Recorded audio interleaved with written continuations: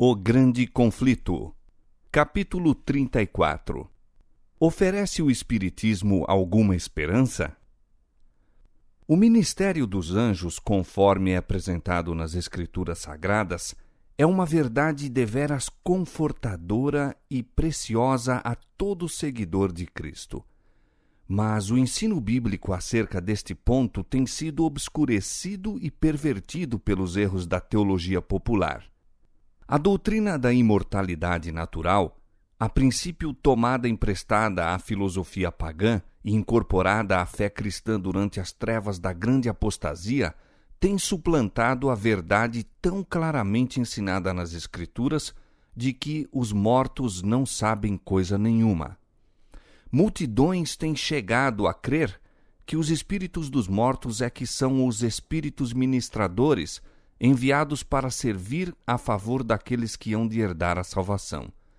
E isto apesar do testemunho das Escrituras quanto à existência dos anjos celestiais e sua relação com a história do homem antes da morte de qualquer ser humano.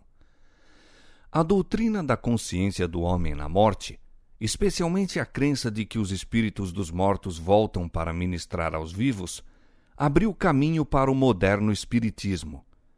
Se os mortos são admitidos à presença de Deus e dos santos anjos, e se são favorecidos com conhecimentos que superam em muito o que antes possuíam, por que não voltariam eles à terra para iluminar e instruir os vivos?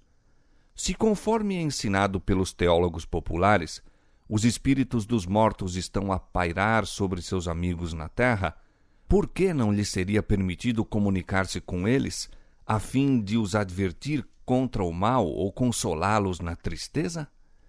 Como podem os que creem no estado consciente dos mortos rejeitar o que lhes vem como luz divina transmitida por espíritos glorificados? Eis aí um meio de comunicação considerado sagrado e de que Satanás se vale para realizar seus propósitos. Os anjos decaídos que executam suas ordens aparecem como mensageiros do mundo dos espíritos. Ao mesmo tempo em que professam trazer os vivos em comunicação com os mortos, o príncipe do mal sobre eles exerce sua influência fascinante. Ele tem poder para fazer surgir perante os homens a aparência de seus amigos falecidos. A contrafação é perfeita.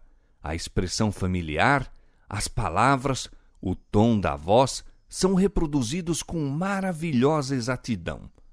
Muitos são consolados com a afirmativa de que seus queridos estão gozando a ventura celestial e, sem suspeita de perigo, dão ouvidos a espíritos enganadores e doutrinas de demônios.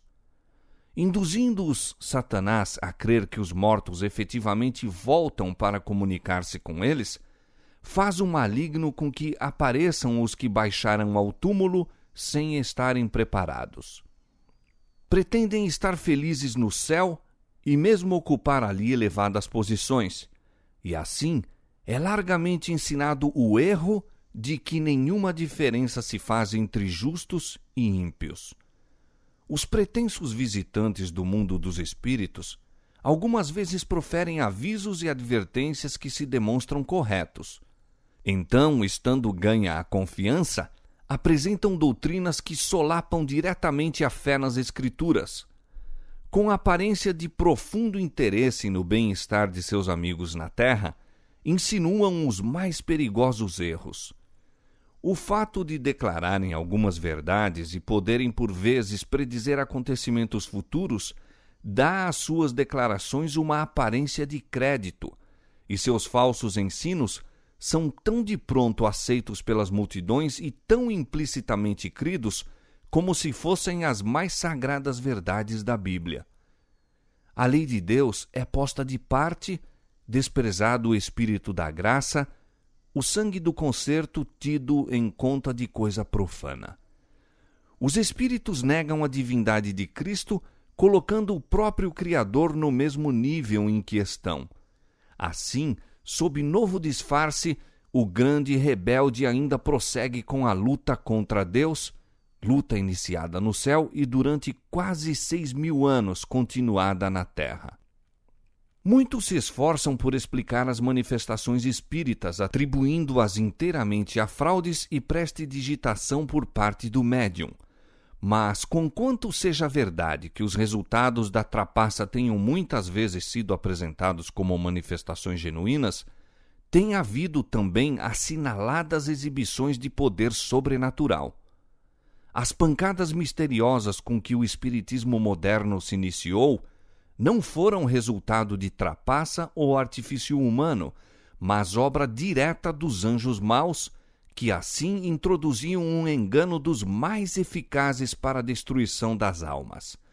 Muitos serão enredados pela crença de que o espiritismo seja meramente impostura humana, quando postos em face de manifestações que não podem senão considerar como sobrenaturais, serão enganados e levados a aceitá-las como o grande poder de Deus.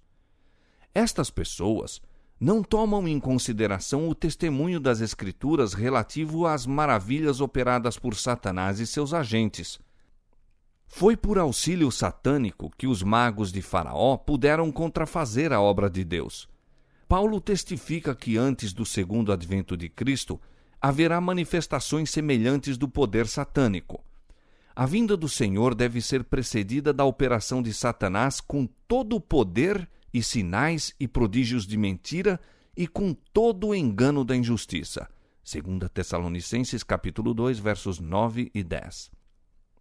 E o apóstolo João, descrevendo o poder efetuador de prodígios que se manifestará nos últimos dias, declara: faz grandes sinais, de maneira que até fogo faz descer do céu à terra à vista dos homens.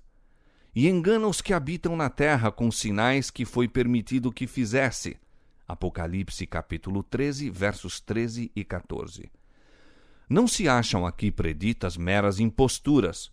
Os homens não são enganados por sinais que os agentes de Satanás têm poder para fazer e não pelo que pretendam realizar. O príncipe das trevas, que durante tanto tempo tem aplicado na obra do engano as faculdades de seu espírito superior, adapta habilmente suas tentações aos homens de todas as classes e condições.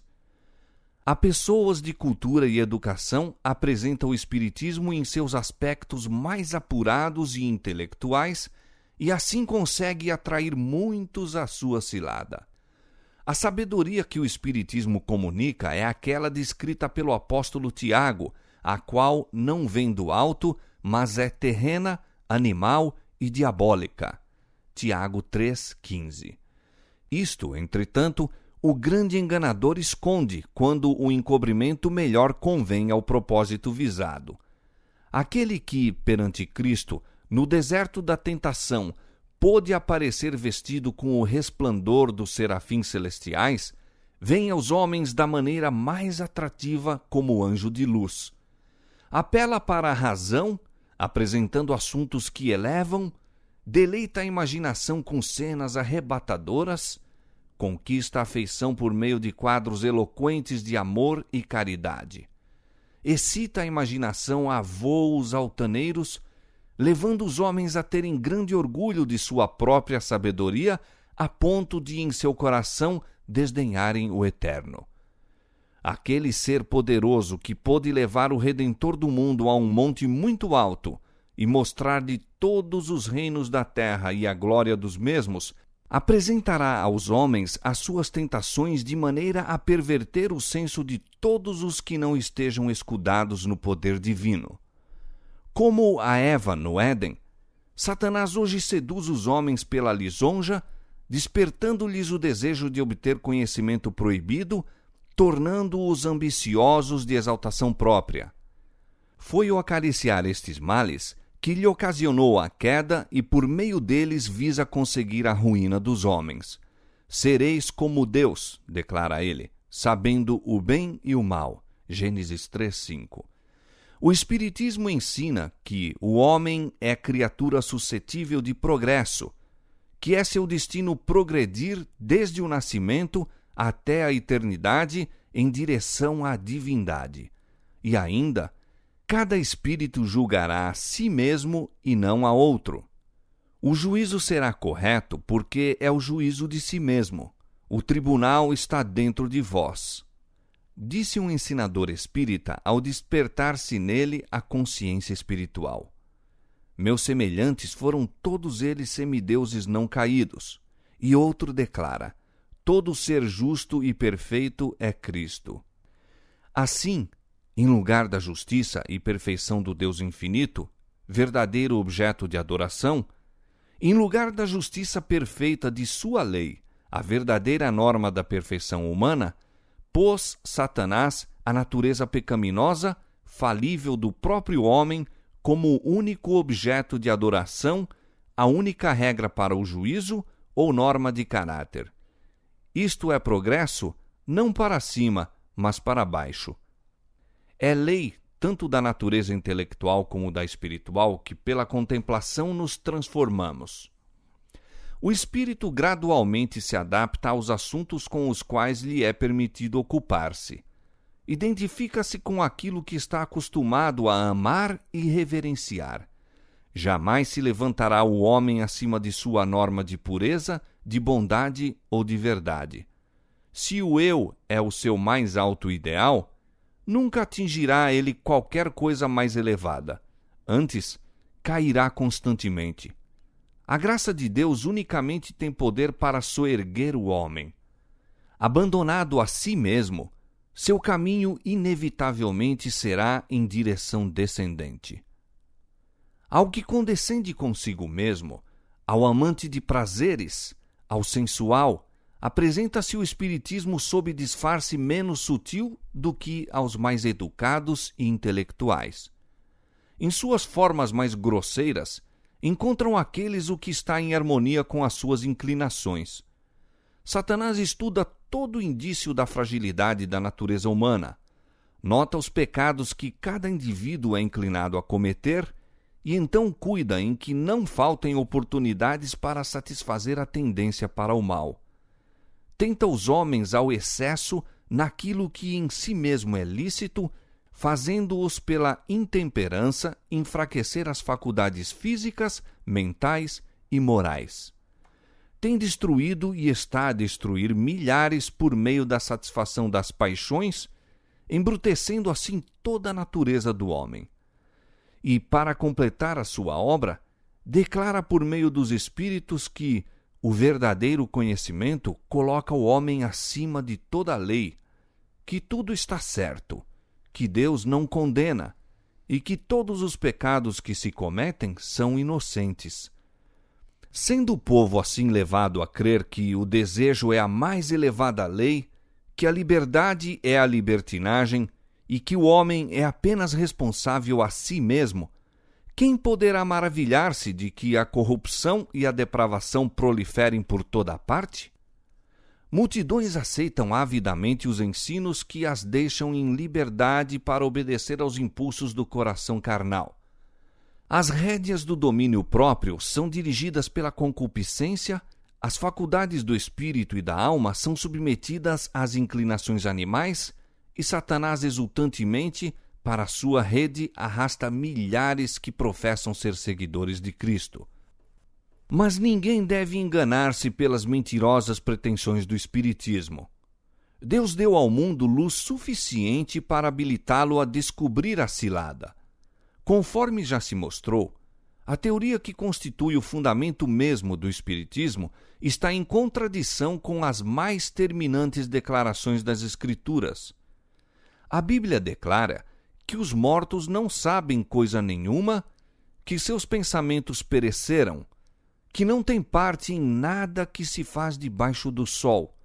Nada sabem das alegrias ou tristezas dos que lhes eram os mais caros na terra. Demais, Deus proibiu expressamente toda a pretensa comunicação com os espíritos dos mortos. Nos dias dos hebreus, havia uma classe de pessoas que pretendiam, como o fazem os espíritas hoje, entreter comunicação com os mortos.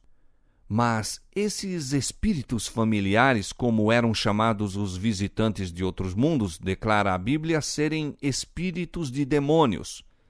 Compare Números capítulo 25, versos 1 a 3, Salmo 106, verso 28, 1 Coríntios capítulo 10, verso 20 e Apocalipse capítulo 16, verso 14. O costume de tratar com os espíritos familiares foi denunciado como abominação ao Senhor e solenemente proibido sob pena de morte. Levítico capítulo 19, verso 31 e capítulo 20, verso 27. O próprio nome de feitiçaria é hoje tido em desdém. A pretensão de que os homens podem entreter comunicações com os espíritos maus é considerada como fábula da Idade Média. O Espiritismo, porém, que conta centenas de milhares e, na verdade, milhões de adeptos, que teve ingresso nos centros científicos, invadiu igrejas e alcançou favor nas corporações legislativas e mesmo nas cortes reais. Esse grande engano não é senão o reaparecimento sob novo disfarce da feitiçaria condenada e proibida na antiguidade. Se não existissem outras provas do verdadeiro caráter do Espiritismo, bastaria ao cristão o fato de que os espíritos não fazem diferença entre a justiça e o pecado, entre os mais nobres e puros dos apóstolos de Cristo e os mais corruptos dos servos de Satanás. Representando os mais vis dos homens como se estivessem no céu, altamente exaltados, diz Satanás ao mundo: não importa quão ímpio sejais, não importa que creiais ou não em Deus e na Bíblia, vivei como vos agradar, o céu será o vosso destino. Os ensinadores espíritas virtualmente declaram: qualquer que faz o mal passa por bom aos olhos do Senhor, e desses é que ele se agrada. Ou onde está o Deus do juízo? Malaquias capítulo 2, 17. Diz a palavra de Deus: ai dos que ao mal chamam bem e ao bem mal, que fazem da escuridade luz e da luz escuridade. Isaías capítulo 5, verso 20. Os apóstolos, conforme os personificam esses espíritos de mentira, são apresentados contradizendo o que escreveram sob a inspiração do Espírito Santo quando estavam na terra. Negam a origem divina da Escritura Sagrada, estando assim a demolir o fundamento da esperança cristã e a extinguir a luz que revela o caminho do céu.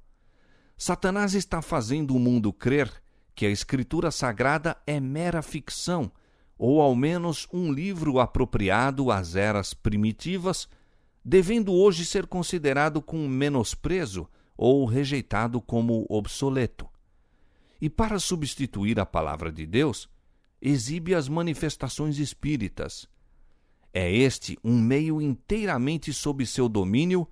Mediante ele é-lhe possível fazer o mundo acreditar o que lhe aprouver. O livro que deve julgar a ele e a seus seguidores lança-o à obscuridade, precisamente o que lhe convém. O Salvador do mundo, ele o representa como sendo nada mais que homem comum. E assim como a guarda romana, que vigiou o túmulo de Jesus, espalhou a notícia mentirosa que os sacerdotes e anciãos lhes puseram na boca para negar sua ressurreição, os que creem em manifestações espíritas procuram fazer parecer que nada há de miraculoso nas circunstâncias da vida de nosso Salvador. Depois de procurar desta maneira por Jesus à sombra, chama atenção para os seus próprios milagres, declarando que estes excedem em muito as obras de Cristo. É verdade que o Espiritismo hoje está mudando a sua forma e ocultando alguns de seus mais reprováveis aspectos, reveste-se de aparência cristã. Mas as suas declarações pela tribuna e pela imprensa têm estado perante o público durante muitos anos e nelas o seu verdadeiro caráter se acha revelado. Estes ensinos não podem ser negados nem encobertos. Mesmo em sua forma atual, longe de ser mais tolerável do que o foi anteriormente, é na verdade um engano mais perigoso, por isso que mais sutil. Embora antes atacasse a Cristo e a Escritura Sagrada, hoje professa aceitar a ambos. Mas a Bíblia é interpretada de molde a agradar ao coração não regenerado, enquanto suas verdades solenes e vitais são anuladas.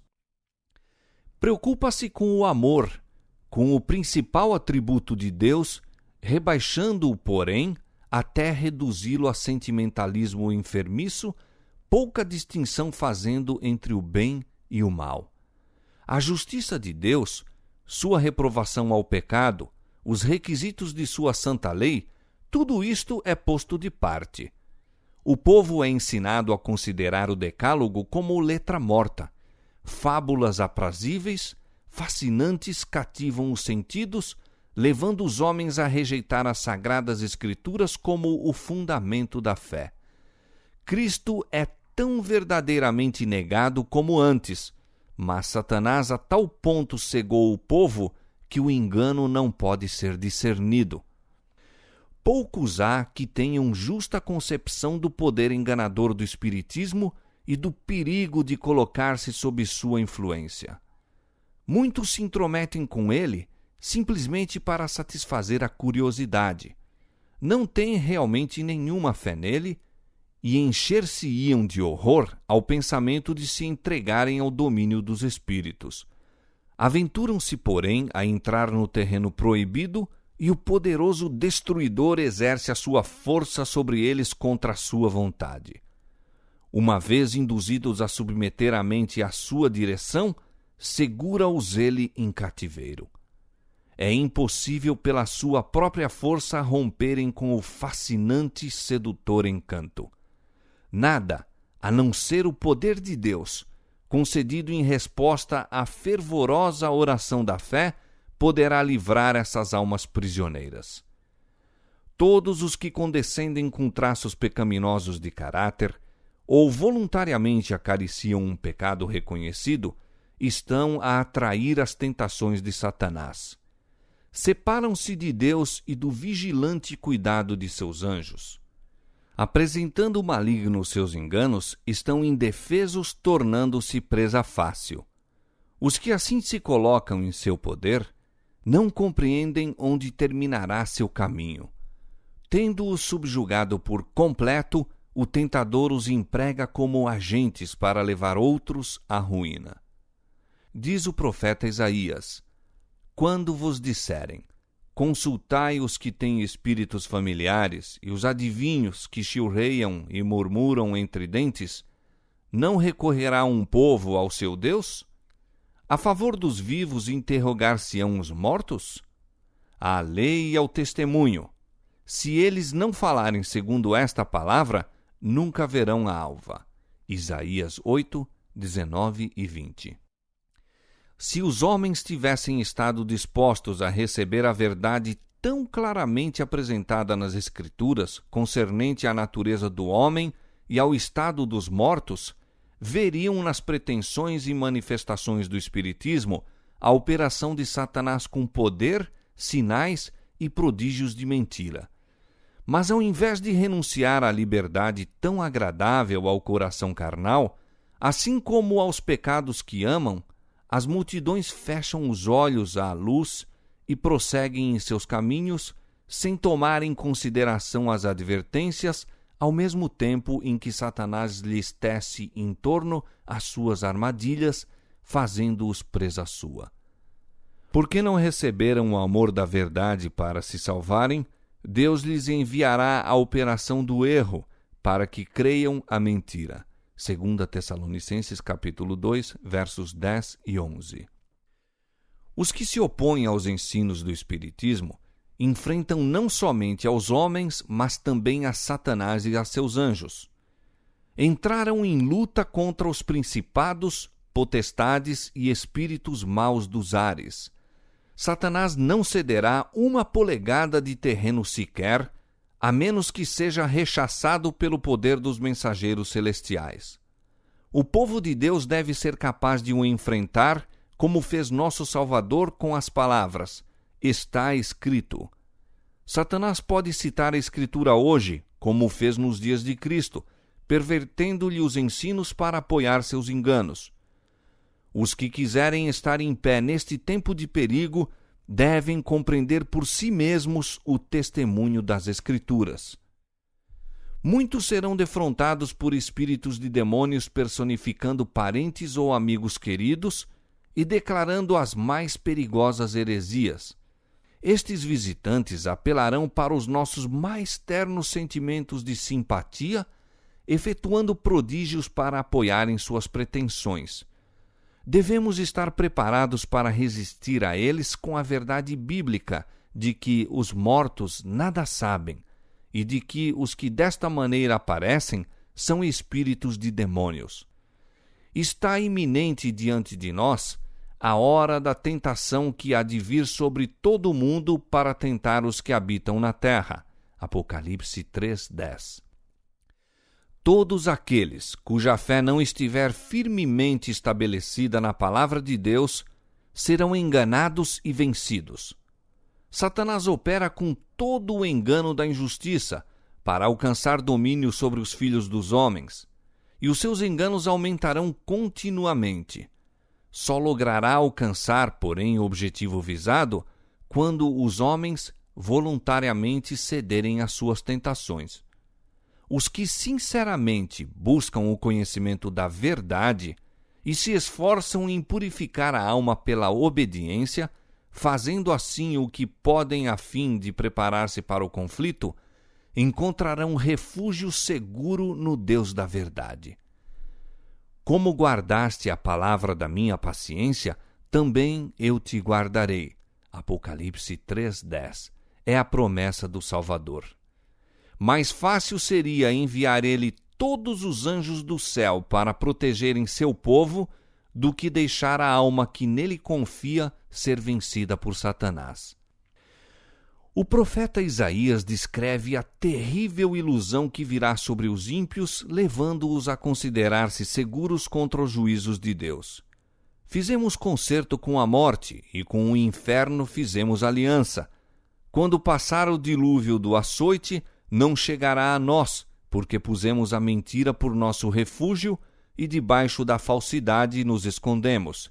Isaías 28:15.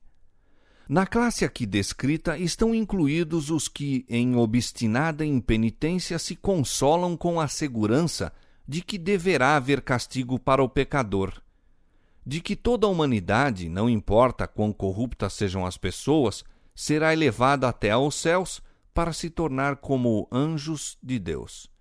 Entretanto, de modo ainda mais declarado, estão a fazer concerto com a morte e aliança com o inferno, os que renunciam às verdades que o céu proveu como defesa aos justos no tempo de angústia e aceitam o falso abrigo oferecido por Satanás em lugar daquelas, a saber, as sedutoras pretensões do espiritismo. É sobremaneira admirável a cegueira do povo desta geração.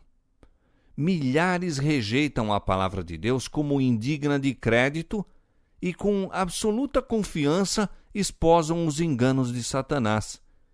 Céticos e escarnecedores acusam o fanatismo dos que contendem pela fé dos profetas e apóstolos e divertem-se ridicularizando as declarações solenes das Escrituras referentes a Cristo, ao plano da salvação e ao castigo que aguarda os que rejeitam a verdade. Aparentam grande piedade por espíritos tão acanhados, fracos e supersticiosos que reconheçam as reivindicações de Deus e obedeçam aos requisitos de sua lei. Manifestam tamanha segurança, como se, na verdade, houvesse feito um concerto com a morte e uma aliança com o inferno, como se houvessem erigido uma barreira intransponível, impenetrável entre si e a vingança de Deus. Não lhes pode suscitar temores. Tão completamente se têm entregue ao tentador, tão intimamente se acham com ele unidos e tão imbuídos de seu espírito, que não têm poder nem inclinação para desembaraçar-se de suas ciladas. Satanás tem há muito estado a preparar-se para um esforço final, a fim de enganar o mundo. O fundamento de sua obra foi posto na declaração feita a Eva no Éden: certamente não morrereis. No dia em que dele comerdes, se abrirão os vossos olhos e sereis como Deus, sabendo o bem e o mal. Gênesis capítulo 3, versos 4 e 5. Pouco a pouco ele tem preparado o caminho para a sua obra mestra de engano, o desenvolvimento do espiritismo. Até agora, não logrou realizar completamente seus desígnios, mas estes serão atingidos no fim dos últimos tempos. Diz o profeta: vi 3 espíritos imundos semelhantes a rãs. São espíritos de demônios que fazem prodígios, os quais vão ao encontro dos reis de todo o mundo para os congregar para a batalha naquele grande dia do Deus Todo-Poderoso. Apocalipse capítulo 16, versos 13 e 14. Com exceção dos que são guardados pelo poder de Deus, pela fé em sua palavra, o mundo todo será envolvido por esse engano. O povo está rapidamente adormecendo, acalentado por uma segurança fatal para unicamente despertar com o derramamento da ira de Deus. Diz o Senhor Deus: regrarei o juízo pela linha e a justiça pelo prumo, e a saraiva varrerá o refúgio da mentira, e as águas cobrirão o esconderijo. E o vosso concerto com a morte se anulará, e a vossa aliança com o inferno não subsistirá. E quando o dilúvio do açoite passar, então sereis oprimidos por ele. Isaías capítulo 28, versos 17 e 18.